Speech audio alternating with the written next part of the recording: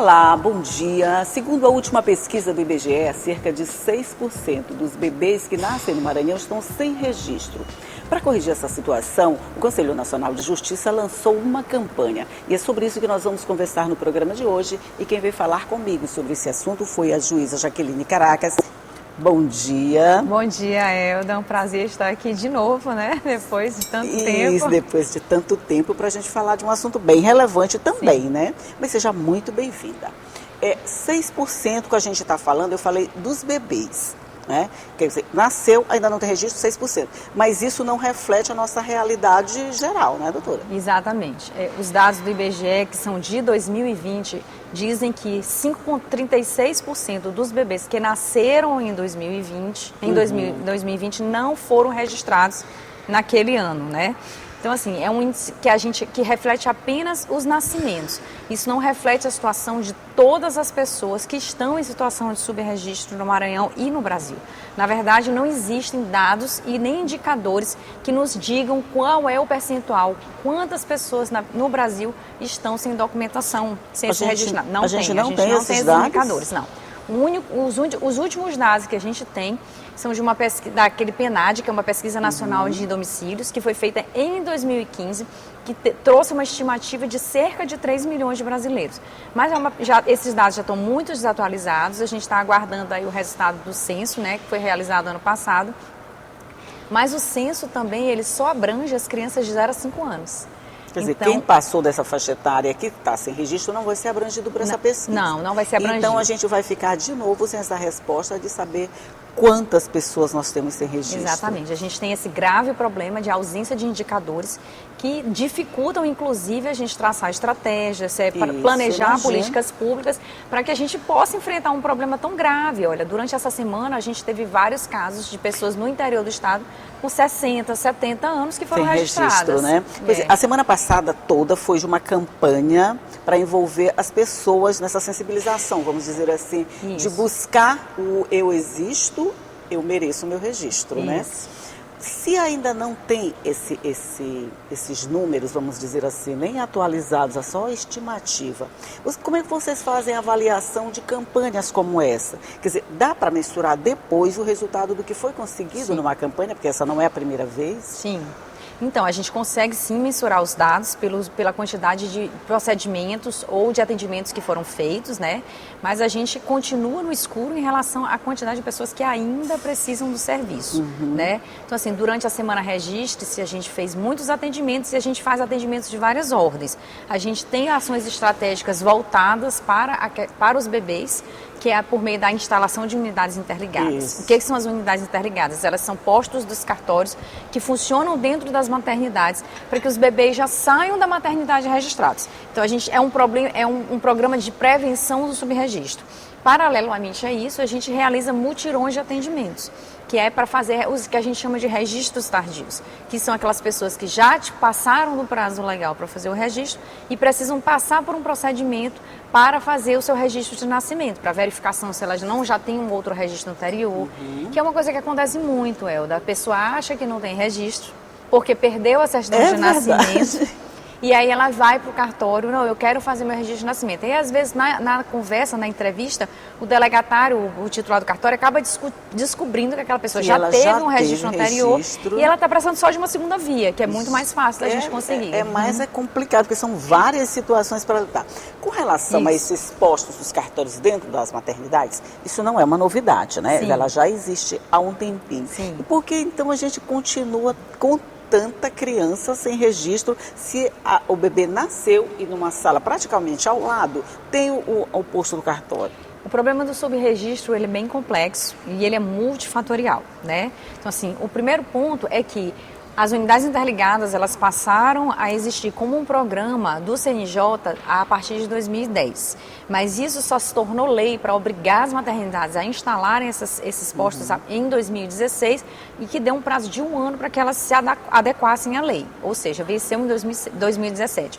Mas nunca houve uma cobrança em relação a isso. Então, assim, desde então, vem sendo instalados postos e unidades interligadas, mas, assim, houve, digamos assim, uma intensificação da busca dessa política, da implementação dessa política pública, mais ou menos de 2 anos para cá.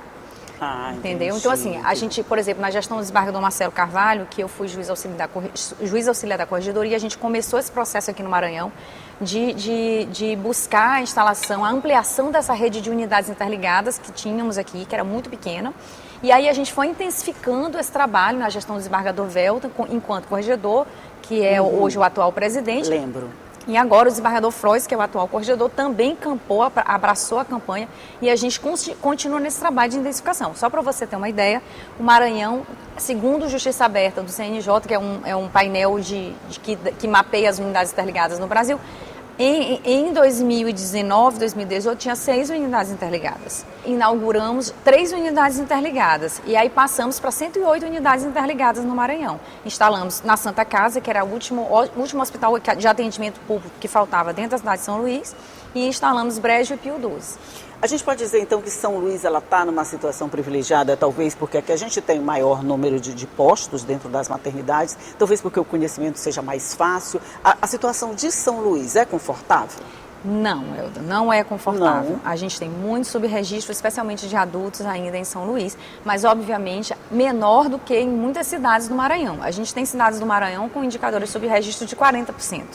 Né, segundo o IBGE, isso. São Luís, todas as maternidades públicas, principalmente as maternidades que têm maior volume de partos, elas já estão com essa unidade interligada. Mas, voltando à tua pergunta inicial, esse procedimento não é obrigatório, a pessoa não é obrigada Sim. a fazer o registro de nascimento dentro da maternidade, porque ela tem um prazo para fazer, de 15 dias. Então, tem muitas famílias... É um prazo bem elástico, vamos dizer, né? Então, tem muitas famílias que ainda não fazem dentro da maternidade, mesmo tendo um serviço.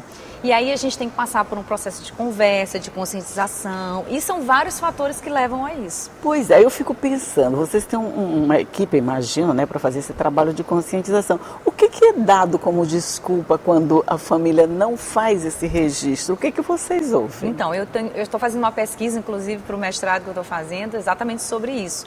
E a gente tem Eu fiquei curiosa. E fiz uma pesquisa sobre as causas do não registro, né?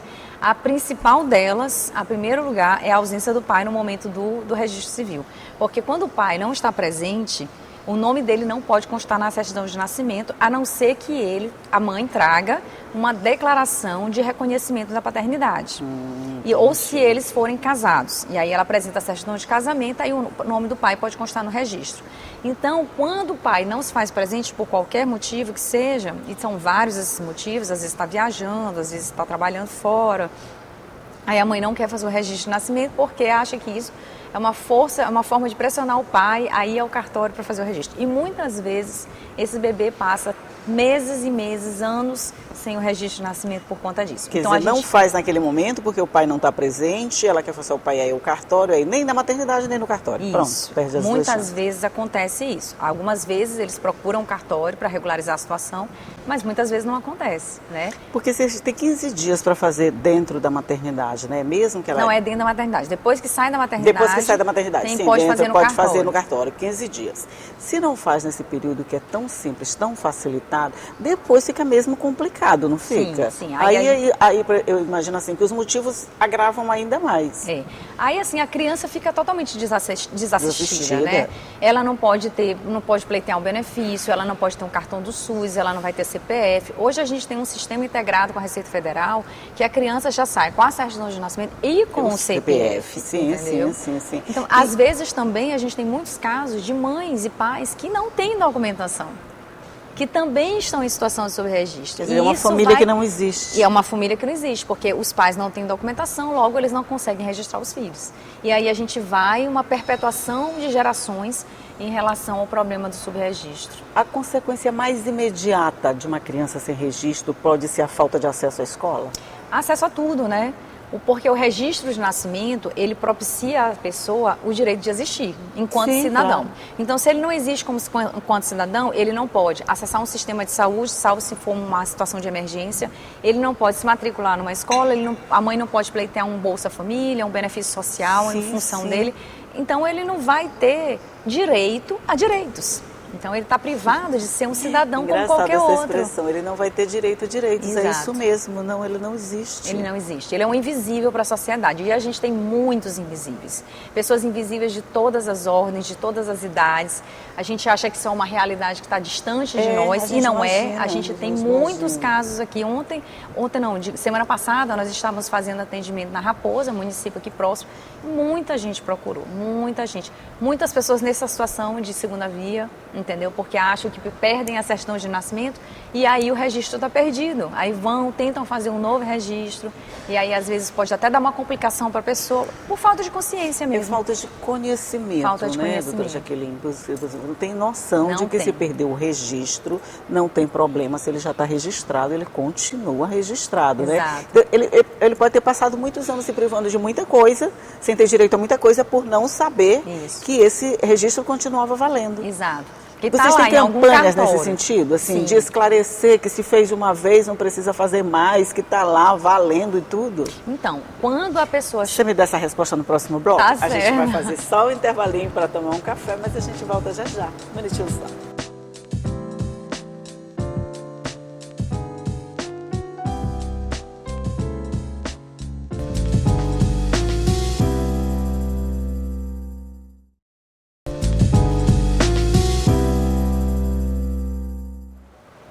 Estamos de volta conversando aqui sobre a campanha nacional contra o subregistro com a doutora Jaqueline Caracas, que é juíza da Corregedoria de Justiça do Maranhão, e a gente estava falando nessa questão de adultos não ter e de essa campanha de conscientização para ele entender que a segunda via é o documento também.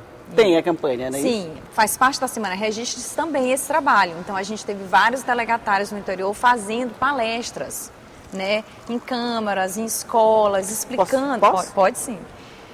Explicando isso. E quando a pessoa busca o serviço do cartório, ela passa por um processo de entrevista.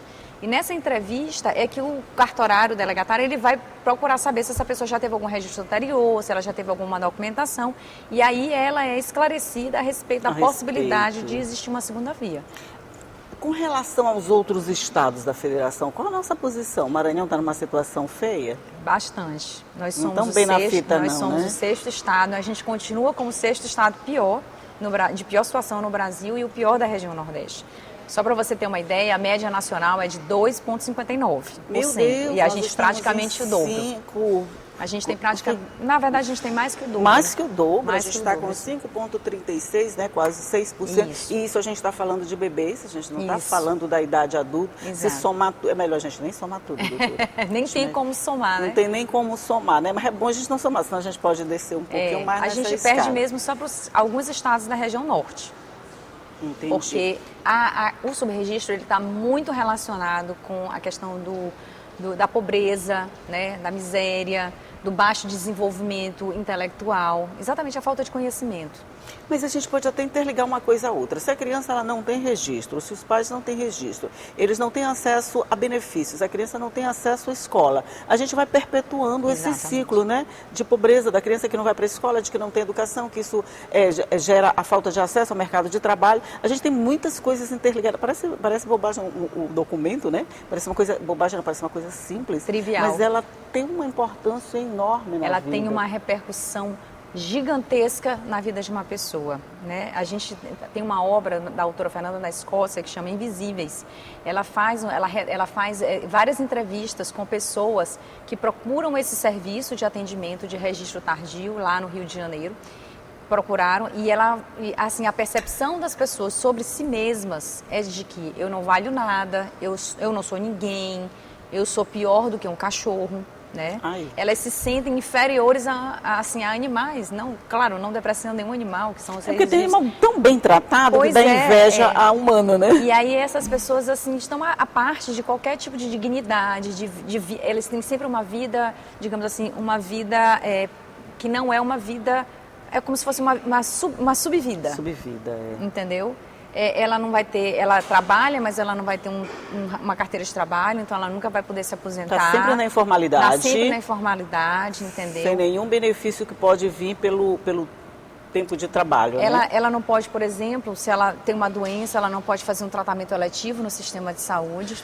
né? Ela só pode ter um atendimento de emergência, ela não vai frequentar a escola, ela não vai ter um diploma, ela não vai ter, enfim, são muitas negações desse ciclo. Se a gente está tanto tempo nesse 6º lugar, e até agora ainda não saímos, o que está dificultando essa fila de andar, pelo menos para nós, que a gente pelo menos comece a subir nessa escala? Eu acho que a priorização dessa política pública, que vem acontecendo de uns 2, 3 anos, assim, de uma forma mais intensa aqui no Maranhão, eu acho que isso vai fazer refletir nos números daqui a alguns anos, tempo, quando o IBGE divulgar os números, por exemplo, de 2020 para frente, entendeu? Esses últimos que a gente tem são de 2020, né? Exato. Então, assim, e houve uma piora de 2019 para 2020. Meu Deus. Por conta a gente reputa que é por conta da pandemia, né? Na pandemia, muitos hospitais fecharam suas unidades interligadas, primeiro pelo medo da pandemia, do próprio vírus, né? E também por conta da necessidade de espaço para atendimentos da população. Deixa eu fazer só o papel do advogado contra rapidinho aqui, eu adoro esse papel. Se a gente tem essa piora de 2019 para 2020, mas a pandemia se intensificou em 2020, a gente não tem também essa possibilidade de no segundo, ou melhor, no próximo resultado, a gente ter uma piora porque 20, 21 foram os anos de pico da pandemia. A gente não corre esse risco, não? Eu creio que não. Assim, a minha expectativa é que em 2021 a gente tenha melhorado, porque a gente intensificou muito a instalação das unidades interligadas do segundo semestre de 2020 para frente, né? E aí a gente retomou o trabalho, os cartórios foram reabertos, o judiciário foi reaberto. Desde julho de 2020 o judiciário está atendendo presencial, voltou a atender presencialmente. Sim. Né? Então, assim, a gente acredita que que essa é uma realidade que vai mudar.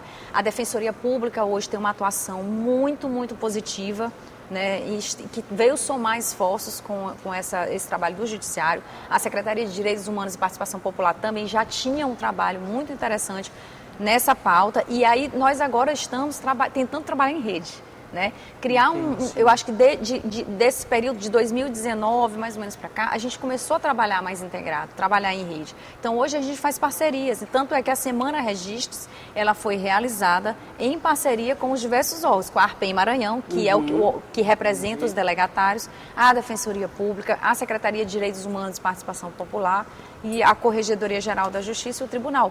Então a gente agora está somando esforços para, juntos, tentar combater esse bom combate. É um bom combate. A semana já acabou, né? A Semana Nacional ou Registre-se. Mas esse processo de registre-se, ele não é temporário, ele é permanente, eu imagino. Sim, é permanente. A gente tem esse trabalho permanente. A ideia da Semana Registre-se é, digamos assim, trazer para os holofotes uma semana que é dedicada para essa temática. A gente tem outras semanas temáticas dentro do Judiciário, como a semana para enfrentamento da violência doméstica, semanas de... Quer dizer, são semanas temáticas onde se joga o holofote sobre aquilo, mas isso não significa que ao longo do ano ele pare de funcionar. Não, de forma nenhuma. É um trabalho contínuo. Em todas essas temáticas há um trabalho contínuo. Só que a gente cria essa semana com uma forma assim, de mobilização, de intensificar os esforços, de tentar, a partir dela, firmar novas parcerias. Tanto é que houve uma movimentação muito grande em todo o estado. Pois é, isso que eu queria saber. Ao longo da semana, vocês tiveram essa resposta, essa receptividade da população? Muito, muito. A gente teve muita procura nos eventos que a gente realizou e a gente viu vários municípios no interior do Maranhão fazendo... Foi feito no Maranhão inteiro? Foi no Maranhão inteiro, exato. Assim, obviamente as pessoas foram aderindo de acordo com as suas possibilidades. Então, assim, vários delegatários, magistrados firmaram parceria com os municípios para atendimento da população, palestras, atendimento de registros tardios, inauguração de unidades delegadas. Fizemos vários eventos em vários municípios do Maranhão. Tem, vamos dizer assim, municípios ou locais onde a situação é mais crítica? Sim, temos municípios que a situação é mais crítica. Hoje o município que está em situação mais desfavorável no Maranhão é Belágua, né?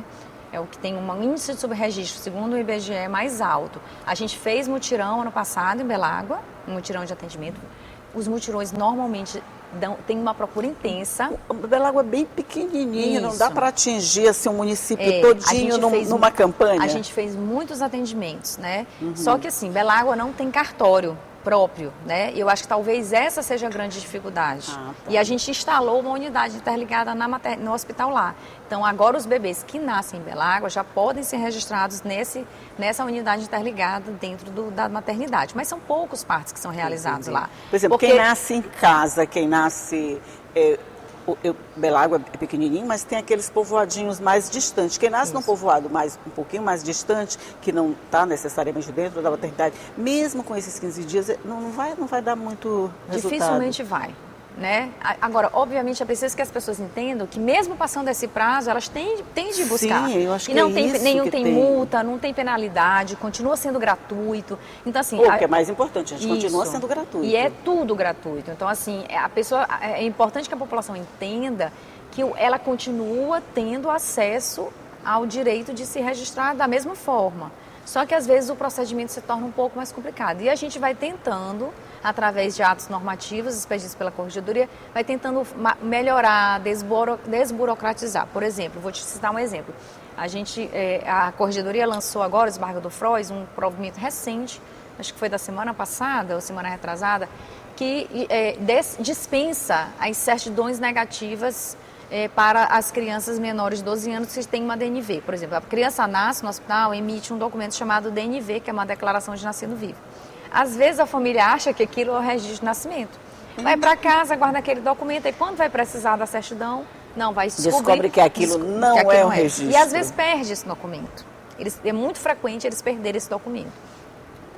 Aí, se a criança tem até 12 anos, a família ainda tem essa documentação, antigamente era exigido que ela trouxesse o que a gente chama de certidões negativas, ou seja, certidão do cartório de onde ela reside, comprovando que ela não tem um registro anterior. Para que a gente evite a questão da duplicidade. Mas pensa assim, se ela não foi no cartório buscar o registro, ela vai no cartório buscar uma declaração de que ela não tem registro? Não, mas ela vai buscar, o próprio cartório já faz a busca, entendeu? Então ela vai ao cartório para fazer esse serviço. E acontece muito, Elda, exatamente aquela questão. Perde a certidão, acha que a criança não está registrada. Entendi. Entendeu? Tem situações em que por exemplo, os pais chegam para registrar a criança e vocês descobrem também que eles não têm o pacote completo? Sim, temos. Inclusive fizemos um atendimento lá na Raposa desse jeito. A família toda já estava Não era a assim. família toda. Eu acho que era o pai que estava sem registro. E aí a gente teve que fazer o registro do pai para poder incluir o nome do pai. Porque não pode registrar se ele não oficialmente... Poderia registrar em nome da mãe, né? Sim, mas, por exemplo, chega o pai e a mãe, eles descobrem que o pai não tem o registro. Oficialmente, se ele não existe, ele não pode ser o pai da criança, não é isso? Exatamente. Aí não pode ter o nome dele na certidão. Entendi. Então aí a gente fez o registro do pai para poder fazer o registro da criança já com o nome do pai. Que é uma outra campanha importante que a gente faz. É de incentivar as mães a declararem a paternidade. Elas vão dizer, olha, o pai é fulano de tal.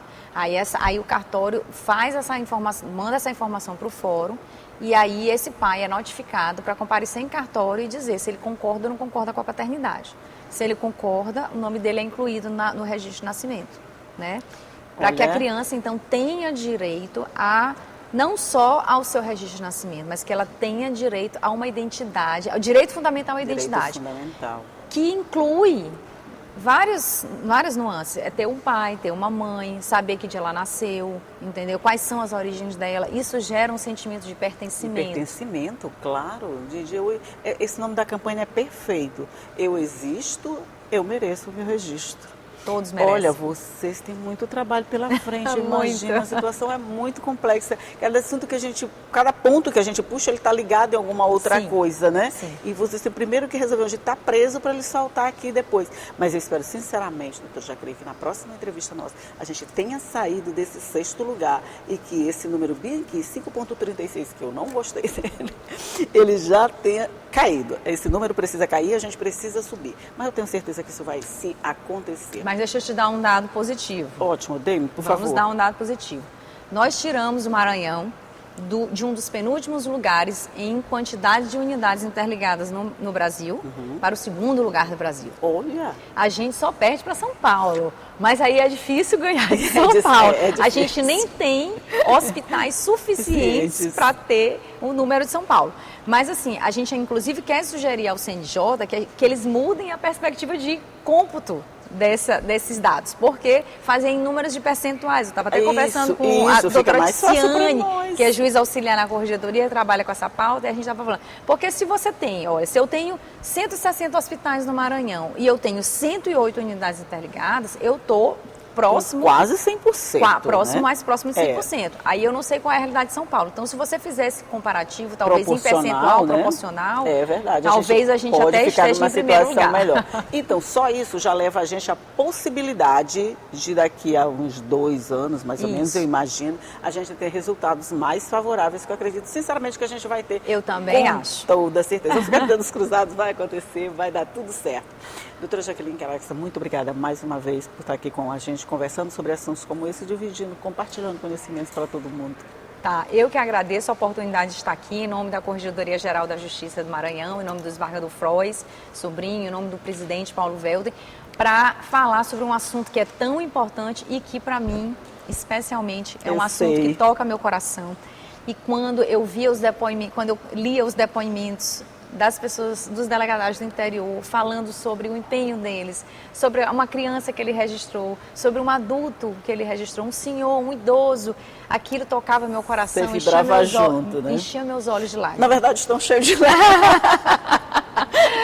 Você não pode ver, mas tá cheio de lágrimas. Com certeza. Brilha meus olhos e enche meu coração de alegria. Isso é bom, porque quando a gente faz a coisa com amor e compaixão, o resultado é sempre muito melhor. Obrigada. E você já sabe, todo dia eu estou aqui esperando você às 9 horas da manhã com muita informação, com papos descontraídos assim como esse, mas que levam para você toda a informação que você precisa. Tchau e até a próxima.